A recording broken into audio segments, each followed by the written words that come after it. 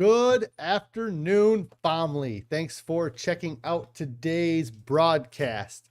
If you are new here, my name is Jonathan, and I created this channel as a way to record my progress as I work towards my goal of losing 300 pounds in 3 years. If you'd like to join the family, hit that subscribe button down below. Also, click on the bell icon so you'll get alerted when I go live or post new videos. If you'd like to participate on the discussion, you can join me on my live streams that I do most weekdays, or outside of my live stream, you can consider joining the Discord. There's a link for that down in the description below. Also, if you're interested in getting some ideas of the meals that our family enjoys on our whole food plant-based diet, we created a Pinterest board. There is a link to that down in the description below if you want to see that. Today is day 598 of my 3-year challenge to lose 300 pounds. I've used a combination of extended water fasting and a whole food, plant-based, salt, oil, sugar-free diet to lose over 215 pounds so far. I'm a little bit over halfway through the challenge. I have about 80 pounds left to lose, and I'm really excited about getting the weight off and reaching my goal within the next 17 months. If anybody has any non-scale victories they want to share, I'd love to hear your non-scale victories. If you have any on-scale victories, I love hearing those as well. If you're on a diet and you're succeeding, let us know what you're doing to lose weight. If you're struggling to get started or you're struggling to stay committed to the diet, I'd love to hear what maybe is keeping you from getting started or keeping you from staying on track. And if you are getting back on track, what are some of the things that you're going to do to make staying on your diet easier than the alternative? Let's go ahead, switch over to the main screen here. A couple people checking in. Pretty Girl's mom says, hey, good afternoon. Carrie's checking in saying hello. Aunt Day's Kitchen says, let's see. Your live interrupted me watching your last Friday show. LOL, you had missed it. Well, I'm glad you caught this one today, and you can always go back and watch the rest of that one later. So thanks everybody for checking in. I hope all you guys had a wonderful evening and have been having a great day today. I had a really good night last night. I didn't get any yard work done, which I need to get done, but I did get to do a little bit of swimming with my daughters, which was nice. I had felt like I hadn't had a chance to swim for a while, so I was able to get into the pool. Jane Keller says that they are back from the beach. I hope that it was a nice time at the beach and you were able to enjoy yourself. Aunt Day's Kitchen, you asked me a ton of questions in the last hour on my YouTube channel here. Let me see if I can pull up a few of them here. I'm going to answer them for you real quick while you're here. So you had asked, is the 11 minutes that we cook our oats, is that for the steel cut oats or for the oat groats? We actually, it's 11 minutes. We use a combination of steel cut oats and oat groats. Carrie will take, I'm a little bit annoyed by my screen here. Hold on.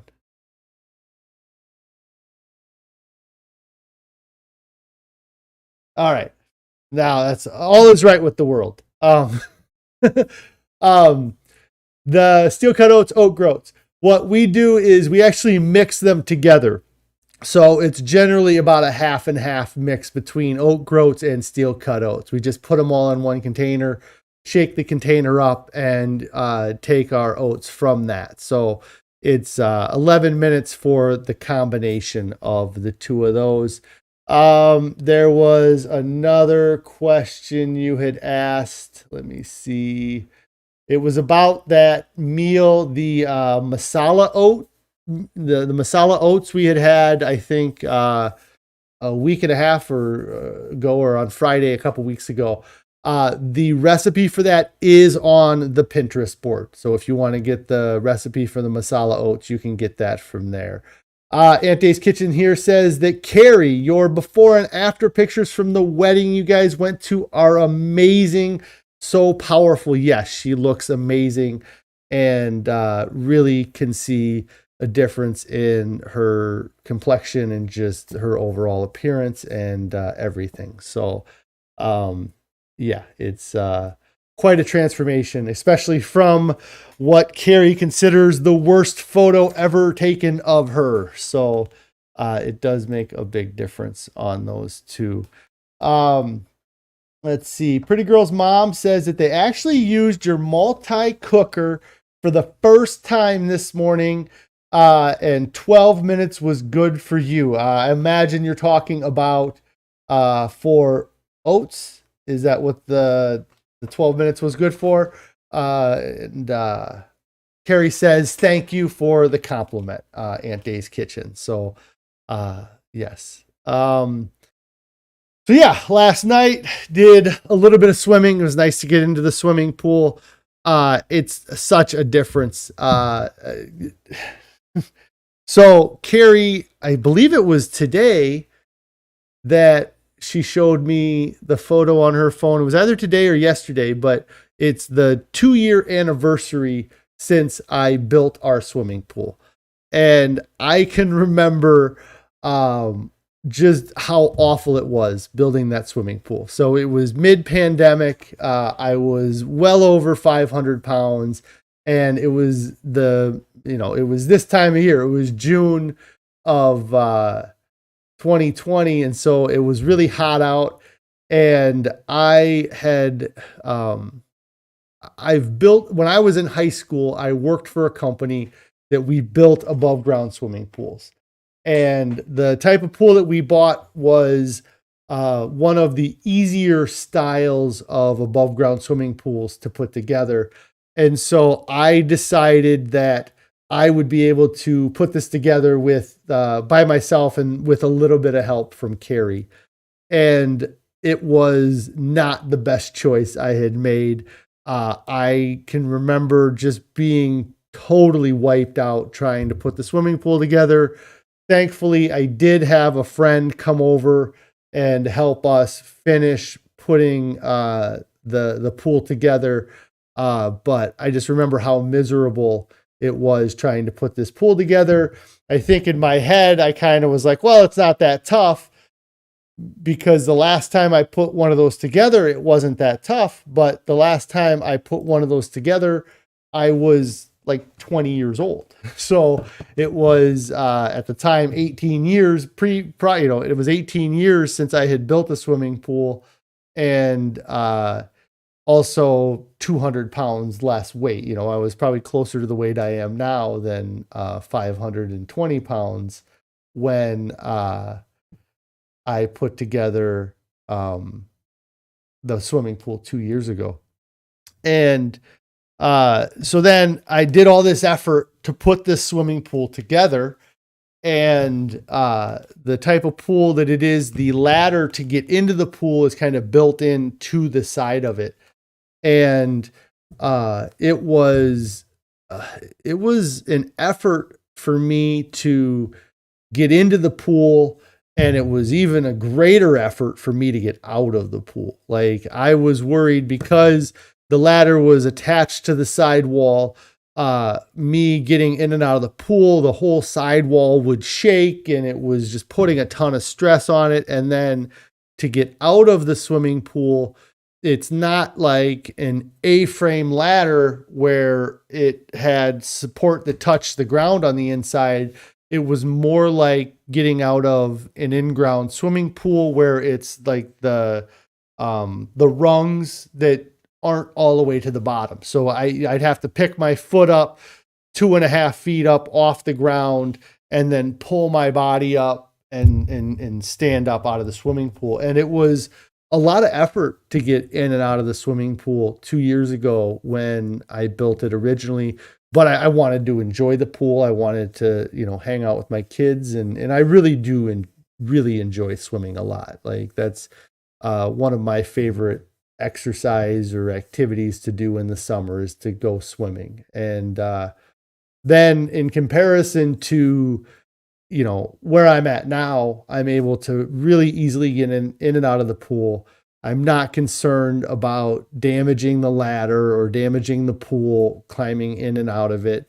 And then especially getting out of it. It was really difficult for me to get out of the swimming pool when I was 520 pounds. So that's kind of a non-scale victory for me, I guess, is just how much easier it is to do simple things like getting in and out of a swimming pool, and how, getting in and out of a swimming pool was not a simple thing. Like it's, for most people, they don't ever have to even, second. I mean, my kids, they're in and out of the pool 50 times every time we go swimming, because they like to jump they climb out of the pool and they jump off of the platform of the ladder into the pool. That's kind of their diving board, essentially, is the ladder to get into the pool.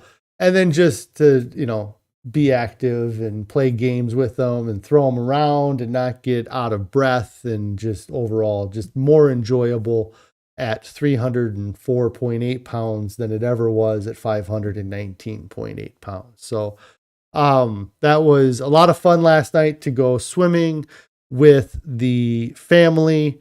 We'll go ahead and talk a little bit about food here. Pretty Girl's mom said, yes, it was for the oatmeal for the 12 minutes. So everybody's cookers is a little different, I guess, right? I asked Carrie about that actually last night. I was like, so why 11 minutes? Like, where did you get that? And she's just like, that's how long it took, until we got them right.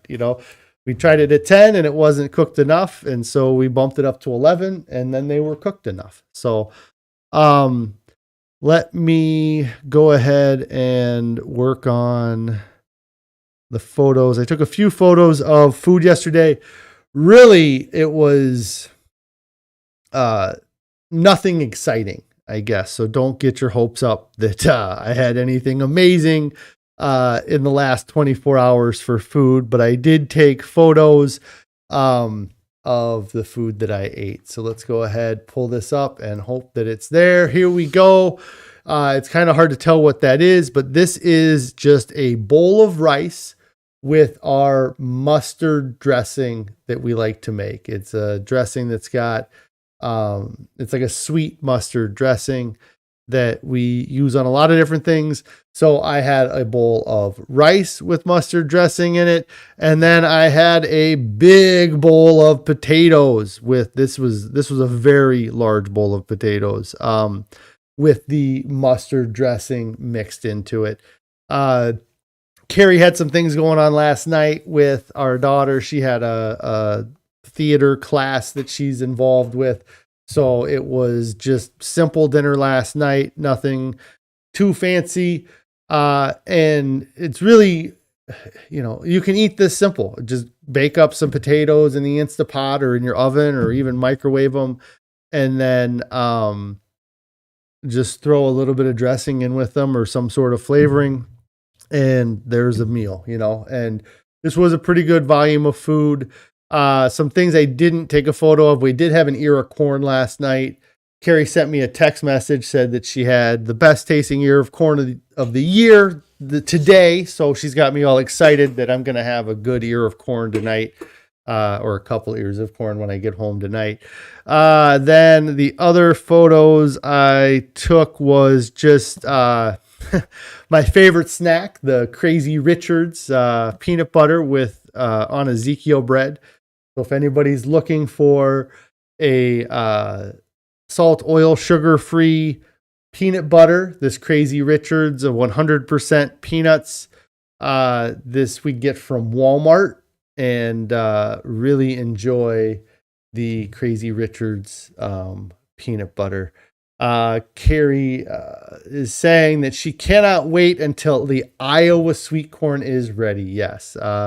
When we can get fresh sweet corn that was picked within the last week or the last few days, it is definitely the best way to go with the corn, so let's see. And then, the photo that I always share with you guys, our savory oats for breakfast. This is spinach, mushroom, onions, steel cut oats, oat groats. Carrie was telling me the recipe. It's we use unsweetened West soy milk.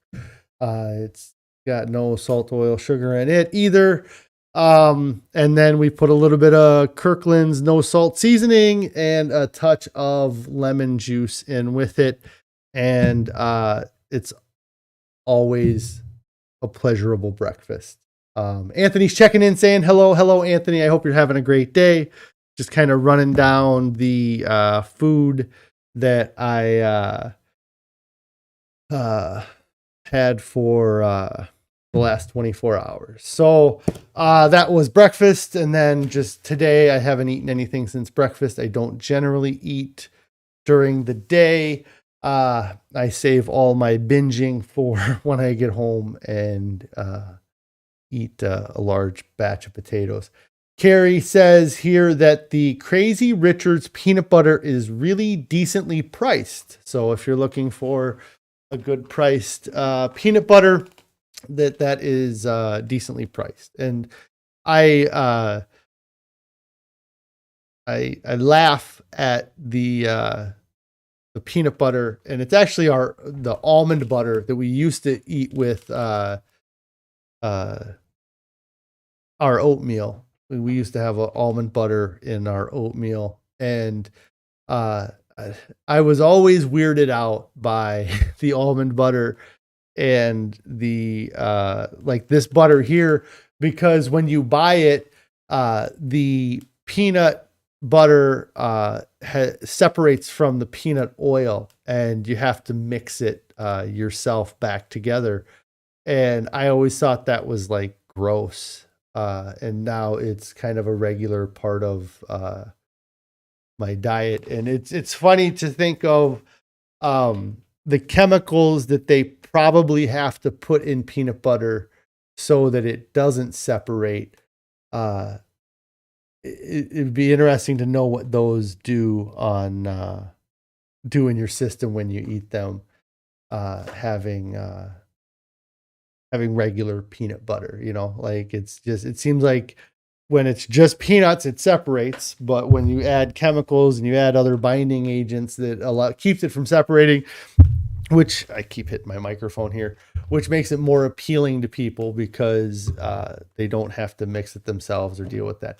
Anthony says, congrats on the 2-pound weight loss from last week. Thanks. That's great. I did have that little bit of extra day because I waited on Thursday, which means I got to weigh in tomorrow with one less day. So hopefully I can show a loss on the scale. It isn't looking great today, but my weight can fluctuate greatly from day to day, just based on the amount of fiber that's in my stomach. Carrie says that she is making homemade veggie broth right now. It's going to save us so much money over the cartons of low sodium broth. You just toss veggie scraps into the freezer until you need the broth. And it takes an hour. Yes. She's very hung up on cost of food today, apparently. I'm just teasing. Save us as much money as possible. Yes. But yeah, that's something that we've started to find little ways to save a little bit of money here and there. I think that one of the ways that we really, it's not a lot of money every time, but it is saving money overall, is with our beans. We started doing, soaking our own beans, or we use the pressure cooker to soak our own beans. And that saves us a decent bit of money. I think we did the math, like versus like with the garbanzo beans, or chickpeas, whatever you call them, that when you bought them in a can versus buying a pound, like if you buy a pound of them, you pay half as much as you do buying it from the can, and you get essentially 4 cans worth of garbanzo beans. So it's it's definitely saves money in the long run. But we're, it's a couple dollars, every time that we buy a bag of those. And then some other things. Carrie says, it's like Little House on the Prairie over here. If I can make it from scratch, I know exactly what's in it and it's more cost effective. Yes. That has been something that I have kind of preached over the past 18 months, is that a big issue that we have is that we've gone away from that scratch cooking.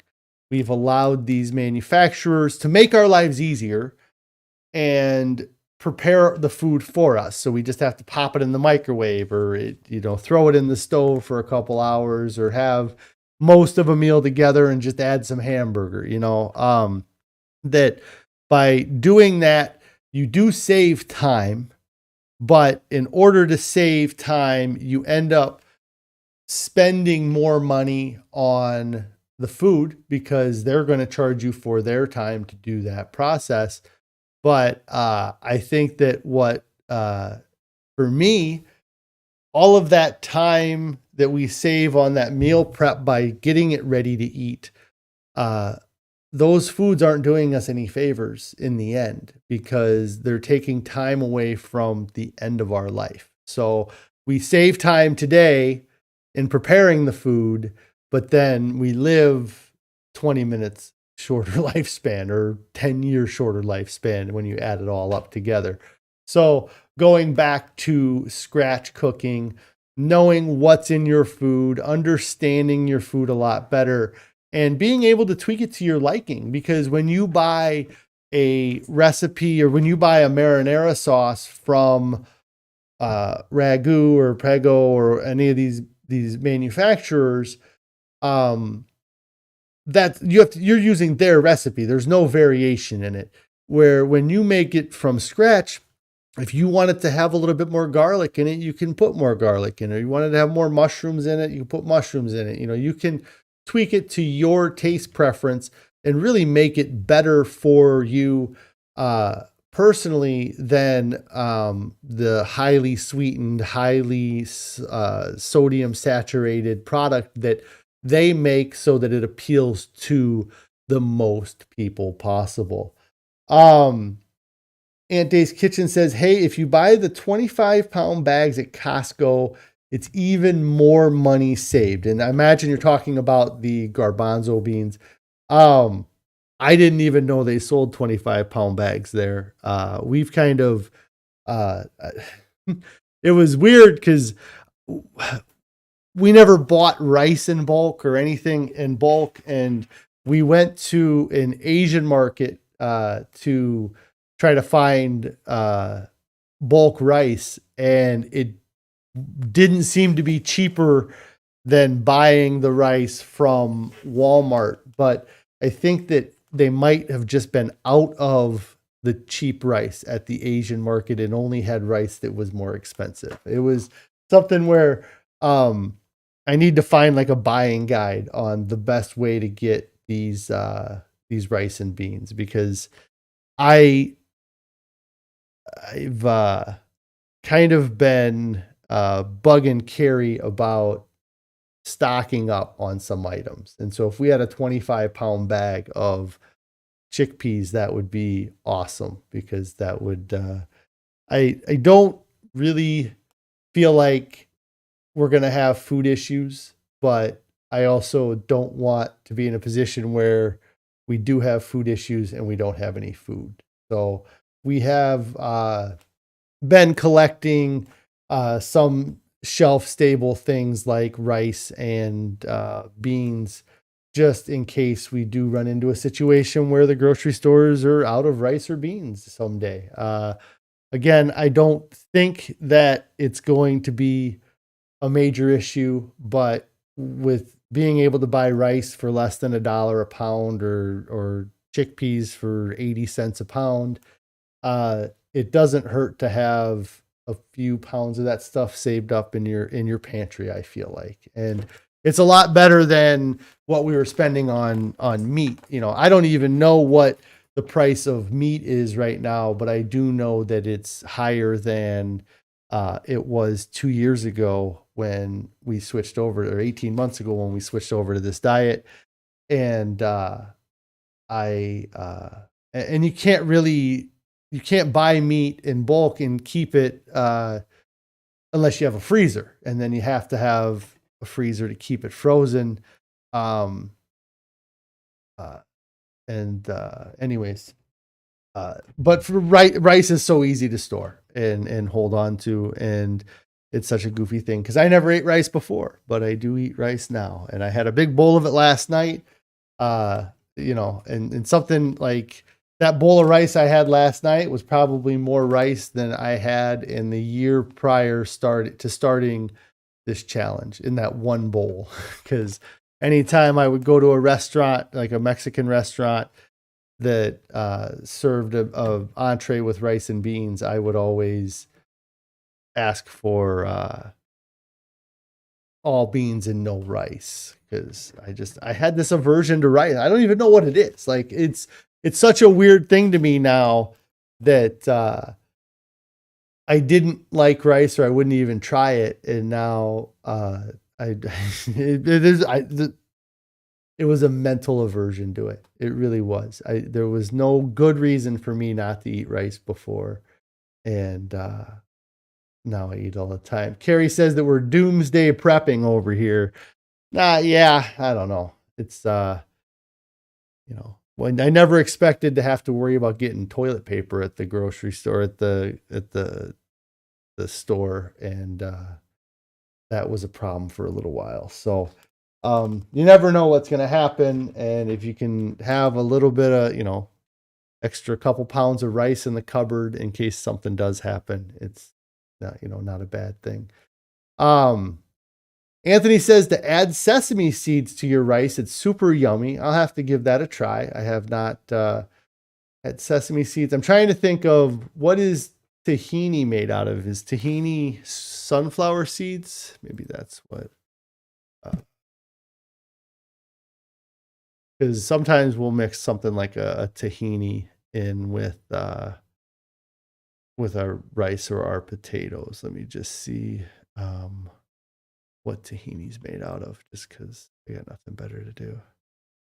It is hulled. Okay, tahini is ground hulled sesame. So that is sesame. Aunt Day's Kitchen says that Siri is always be ready for the zombie apocalypse. If you're ready for the zombie apocalypse, then nothing else matters. And Pretty Girl's mom says, can't hurt to be paired in case of shortages. And tahini is sesame seeds. Okay, so yeah, we have mixed like a tahini in with the rice. So, but I bet just the sesame seeds in themselves, adding that little bit of crunch to it would be good as well. I'll have to give that a shot sometime with our meals. So today was a crazy day for me at work. I was on the phone for like 6 of the last 8 hours, just talking to different people. And okay.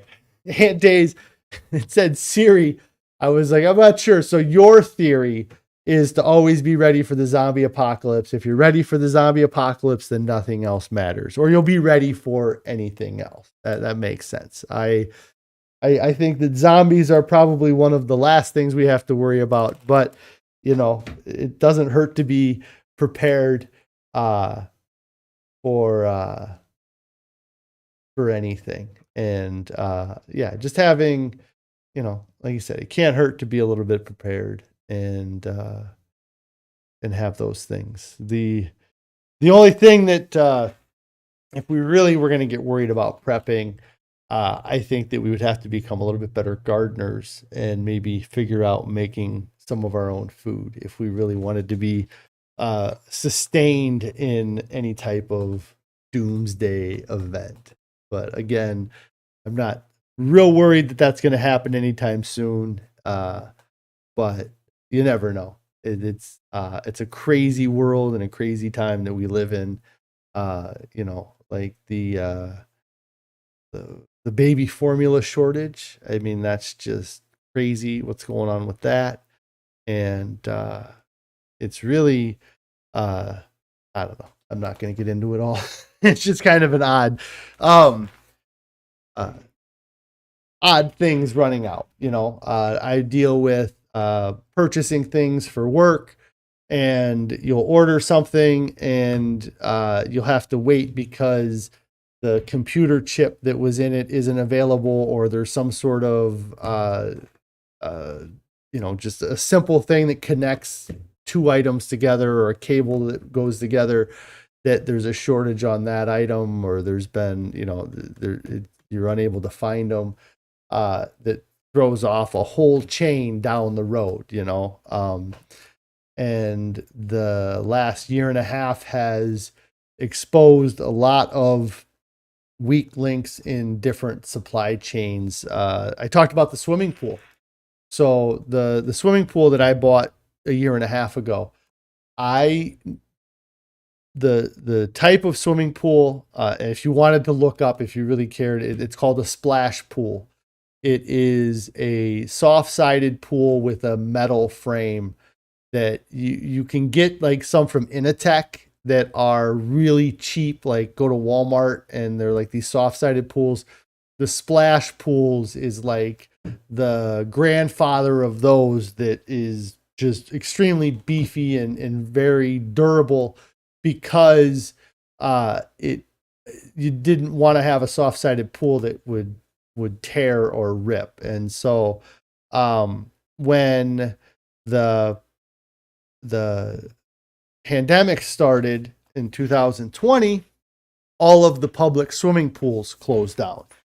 And so that was one of our family's favorite things to do, was to go to the public swimming pool.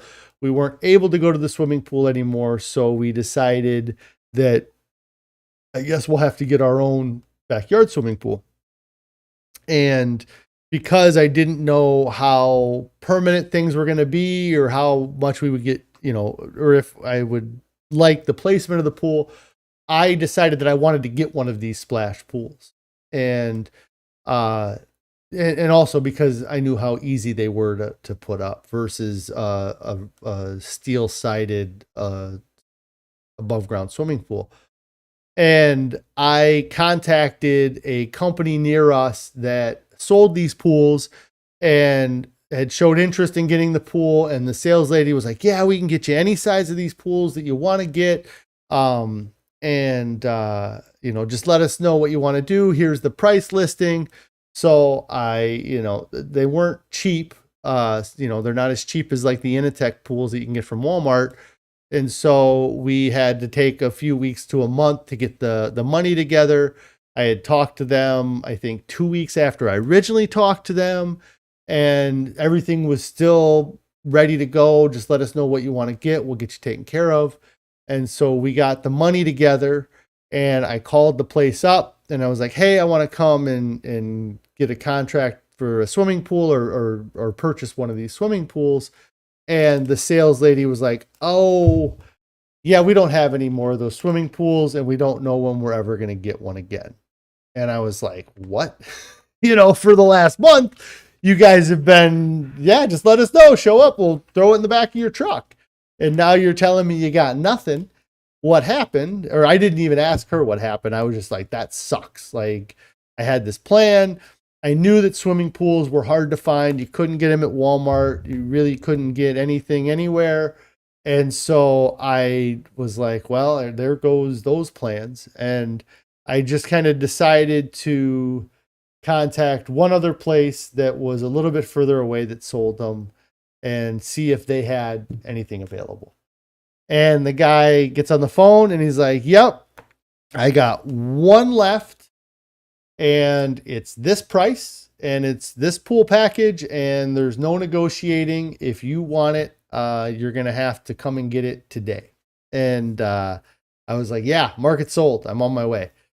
And it was the smallest size swimming pool that they make. It's 9 by 16, but it's 4.5 feet tall. So it's nice. The depth of the waters is, really what makes it more enjoyable than anything. You can have a 20 by 40 swimming pool, but if it's only 18 inches deep, it's not going to be any fun. So, so I went up and bought the swimming pool, and I got asking the guy, I was like, what happened? Like, I called one place and they had no problem getting them, and now they're telling me they don't have them. And he said the manufacturer ended up screwing him because he had taken a bunch of orders for these swimming pools and they didn't fulfill the orders.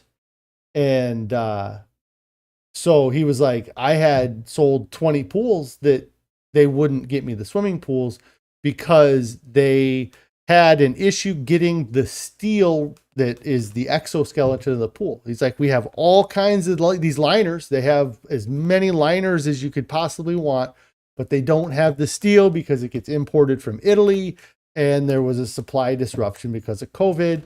And they, as a sorry that we screwed up, not getting you these bigger pools, they had given him a few smaller ones, and that ended up being one of the ones we got. So it was not, it's something stupid, like, not stupid. I mean, it's a big part of the swimming pool. It's half the swimming pool. Half of it's steel, half of it's a liner, but they never thought that they would have a supply issue. The people selling the swimming pools at the first place, they had no idea 3 weeks, or 4 weeks prior when I first talked to them that they were going to have no swimming pools in 4 weeks. And so it's just stuff like that we don't know is going to happen, that it's better to be a little bit prepared. Carrie says, oh man, we really should garden. She just struggles to even tame a flower bed. And then Christy M says, tuning in late. No problem, Christy. Thanks for checking out the stream. I just kind of went on a rambling story about a swimming pool. So yeah, just make sure you're prepared for some stuff. I mean, if you gotta have a couple extra bags of rice in the cupboard, I think that it's worth having a couple extra bags of rice in the cupboard at this point in time. And so I was talking a little bit about the day to day. It was a busy day here at work. But yeah, I just feel like I've been talking a lot today because I had to make a bunch of phone calls. I think just today is, it's like Monday, because we had the holiday or the government holiday yesterday. There was a lot of people not working. And so there was a lot of stuff that had to get done today, catching up. Our Tiny Acre says that you love gardening. Well, come on over to our place and you can set up a garden for us and maintain it. That would be wonderful. We, again, when the pandemic started, went out to a local nursery and bought a bunch of seeds, and we took the little the soil and the seeds, and we put them in little Dixie cups, and we planted them. And we got a few plants started growing, and then we never did anything with it. Like, never even got to a point where anything was flowering or anything. Just got some sprouts to come up out of the soil. And then I think we had left them out in the sun too long. Our Tiny Acre says, bet you live too far away from you for that. Probably. We're in Iowa. So, so yeah, we had good intentions to try to start something, but then never got anything going. I think that there was a little bit of a worry that there was going to be food shortages, and had there been any sign of food shortages or issues, then we probably would have, we would have paid more attention to it or done a better job, but that just wasn't what it was. Anthony says Iowa rocks, and then our Tiny Acres says practice makes perfect, and you used to be bad at it. Yeah, yeah, I'm sure it's just a matter of taking care of it and getting it started. I think that we're getting a good system going that, you know how to do it. So we, every spring we kind of talk about, oh, we should get something going. And then we don't end up doing anything. And we do have some fruit on our property, which is kind of cool. We have, but we haven't done a great job maintaining it either. We need to be better at it, but we have a couple apple trees and some grapes, and there was a raspberry patch when we moved in, but we kind of got overgrown and needs some love for sure. So so we have like a good foundation. We have a good if something did happen, we're in a good position, but we're not as good a position as we could be if we were doing a better job at maintaining the things. Oh man, I think that's about all I had for an update today. I will be live tomorrow. It's weigh-in Wednesday. I'm a little bit nervous about weigh-in Wednesday tomorrow. I gotta get a little bit of weight off. Carrie says that we should check the raspberries. A raspberry haul from a few days ago was in your Facebook memories today. Okay, so we had picked some raspberries a couple years ago and it was in your Facebook memories. And our tiny acre says that raspberries get that way easily. I can share my raspberry story fairly quickly. So we bought this property 5 years ago, I guess, almost exactly 5 years ago now, I think. And it had these, the people that owned the house before us, they were amazing gardeners but they had flower beds. I think we counted at the time, there was like 13 different flower beds on the property when we moved in. And, they also had this fruit. They had the apple trees, the grapes, and the raspberries. And the raspberries, had started to get overgrown. And I decided one day or one weekend that I was going to go in, I was going to clear out the raspberries. I was going to cut out all of the old raspberries that had quit bearing any fruit, get all the weeds out, little trees that were growing up, cut everything out. And so I took all the effort to do all of that. Like I went and worked on it and got it to a position where it was fairly clear, and hopefully we would produce some raspberries and they'd be easier to pick, because that was kind of the tough thing, was getting into them and picking them. And I think it was like within a week, my neighbor came over and was like, hey, I got a problem. This tree in my yard is dying. And I had a branch fall off of it and it damaged my parents' car. So I really need to get this tree out of my yard. The only problem is that the only direction that we can drop this tree without damaging more property is right on your raspberries. And I kind of, I let him do it. And I was like, yeah, I guess, because it needed to go down. The tree was dead. It was an eyesore. And so they ended up dropping that tree on our raspberry. He did a great job cleaning up all of the debris from the tree, but it really kind of just wrecked everything that I had worked on like within a couple weeks prior. And then I haven't had the heart to really go back and work on it seriously again.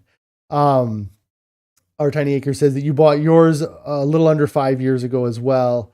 Yeah, and Carrie's listing all the stuff that's on the property there. Yeah, there's raspberries, grapes, the peaches. We've never been able to get edible peaches off the peach tree. I don't know exactly what we would have to do, but it does have a peach tree. The pear trees are old and they're dying, unfortunately. The 2 pear trees. So the property where we live years ago, was an orchard, like the whole area was an orchard, and then they kind of subdivided it up into a few different lots. And our property had 2 pear trees on it that were original from the orchard that they're not making it. And then the apples, and then there is a small patch of asparagus too, which is when we remember to go and pick the asparagus is really great. It's all, it's wonderful having the asparagus. So like I said, there's a good base, there, but it's just not as well maintained as it probably needs to be. Carrie said that we did have a ton of peaches last year, and we let some neighbors come and pick them. And they made jams and jellies, but they weren't like the peaches that you go and you get from the grocery store. It seemed to be a lot of nut and very little meat around the outside of the peach. Our Tiny Acre says that there's a small enough, they didn't have anything but dead oak, walnut, and cherry that they all had to come down. Yeah. There's it's nice having a decent sized property like we have, but it also means that there's a lot of maintenance that goes in to dealing with the trees. We have a tree that the other day it's been a month ago now, that I was sitting at the kitchen table and it was windy outside. And then all of a sudden this evergreen tree that's in our backyard just fell over. And it's like, what the heck? So then I have to go out and cut up an evergreen tree or pine tree, whatever it was. But our Tiny Acre says that now you have a garden all the way around with blueberries, raspberries, and strawberries. That sounds awesome. Yeah, we should get into making strawberry or doing strawberries. I talked about it a week or two ago about it had been a while since I had strawberries or fresh strawberries, and then we've been getting them a lot these last couple of weeks, and I've really been good. And then you're our Tiny Acres, you have a channel that is mainly your garden. That's awesome. I'll have to check that out. Carrie says that she'll have to check it out too, and that maybe that will motivate her to start working more in ours. But it's tough, we got lots going on and we find excuses to do other things. So I'm going to get out of here today. Tomorrow's weigh-in Wednesday. Thank you guys for checking out today's broadcast, following along. All the support from everybody has been amazing. If you haven't subscribed, get subscribed to the channel. Click on the bell icon so you get alerted when I go live. Click that thumbs up button so that it helps that YouTube algorithm let people know that this is something worth watching. If you have not started your diet yet, get started right now. There's nothing coming up tomorrow. There's nothing coming up this weekend. There's nothing coming up next month that is more important than your health and your overall well-being. Nobody ever reaches their goals and wishes that they would have waited. Everybody wishes they would have started sooner. So get started right now. Don't fall for the 2 myths of moderation, the myth of moderate change, the idea that you can slowly make baby steps and then eventually you'll get to this ultimate healthy diet. If your goal is to get to the healthy diet anyways, why drag it out? When you drag it out, it only gives you more time to fail and more time to screw it up, to quit, to say, okay, I'm going to start eating a healthy breakfast, but I'm not going to change my lunch or dinner. And, eventually, but eventually I'm going to start eating a healthy lunch and eventually I'm going to eat a healthy dinner. And then you never actually convert to your new diet, or you decide you're going to start eating more plants, but you don't get rid of the dairy. But then you don't see any weight loss after 3 weeks and you're blaming the plants because they should have helped you, but they didn't help you lose weight. But you're not considering that dairy that you never gave up, or the crap processed food that you were unwilling to give up right away. Also, don't fall for the myth of moderate consumption. The idea that a little bit of something unhealthy is okay. It's not. If your ultimate goal is to be as healthy as possible or to get down to a healthy weight, every time you make that choice to eat something that isn't healthy or isn't on your diet, you're just slowing that progress down. Your goal should be to eat a healthy diet and to eat that healthy diet every meal. And there's people that are doing it. There's thousands of people out there that eat a whole food, plant-based, salt, oil, sugar-free diet, and they don't have any problem sticking to the diet. You just have to make sure that you have plenty of good food around you and you are able to avoid the temptations. And when there are temptations in your way, you have to have other solutions. So don't fall for the myth of moderate consumption. You guys all have a great evening. I will check back with you tomorrow. I think I'm finally going to get on the lawnmower tonight and actually cut some grass, but I'm sure I'll find some excuse. No, I have to do it, or else the city's going to show up and slap a fine on me. Something, I don't know. So you guys all have a great evening. I will talk to you tomorrow.